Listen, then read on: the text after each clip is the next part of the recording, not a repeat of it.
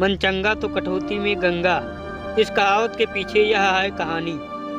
एक दिन संत रैदास रविदास अपनी झोपड़ी में बैठे प्रभु का स्मरण कर रहे थे। तभी एक राहगीर ब्राह्मण उनके पास अपना जूता ठीक कराने आया।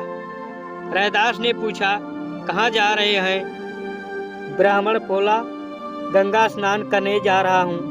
जूता ठीक करने के बाद ब्राह्मण द्वारा दी मुद्रा को रैदास जी ने कहा कि आप यह मुद्रा मेरी तरफ से माँ गंगा को चढ़ा देना।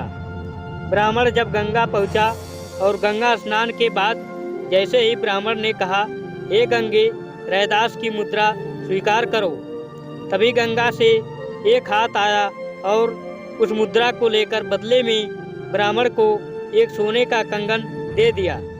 ब्राह्मण जब गंगा का दिया कंगन लेकर वापस लौट रहा था, तब उसके मन में विचार आया कि रैदास को कैसे पता चलेगा कि गंगा ने बदले में कंगन दिया है। मैं इस कंगन को राजा को दे देता हूँ, जिसके बदले मुझे उपहार मिलेंगे। उसने राजा को कंगन दिया, बदले में उपहार लेकर घर चला गया। जब राजा ने वो कंगन रानी को दिया तो रानी खुश हो गई और बोली, मुझे ऐसा ही एक और कंगन दूसरे हाथ के लिए चाहिए। राजा ने ब्राह्मण को बुलाकर कहा, वैसा ही कंगन एक और चाहिए, अन्यथा राजा के दंड का पात्र बनना पड़ेगा। ब्राह्मण परेशान हो गया कि दूसरा कंगन कहाँ से लाऊं। डरा हुआ ब्राह्मण संत रविदास के पास पहुंचा और सारी बात बताई। रैदास जी बोले कि तुमने मुझे बिना बताए राजा को कंगन भेंट कर दिया।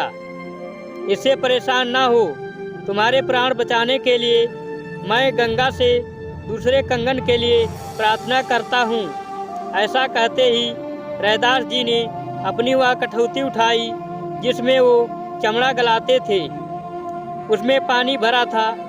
रैदास जी ने माँ गंगा का आवाहन कर अपनी कठौती से जल छिड़का। जल छिड़कते ही कठौती में एक वैसा ही कंगन प्रकट हो गया। रैदास जी ने वो कंगन ब्राह्मण को दे दिया। ब्राह्मण खुश होकर राजा को वह कंगन भेंट करने चला गया। तभी से यह कहावत प्रचलित हुई कि मन चंगा तो कठौती में गंगा। आपको हमारी कहानी कैसी लगी हमें कमेंट करके ज़रूर बताएं। अगर ये कहानी पसंद आई हो तो वीडियो को लाइक करें। चैनल पर नए हैं सब्सक्राइब करना ना भूलें। Thank you for watching.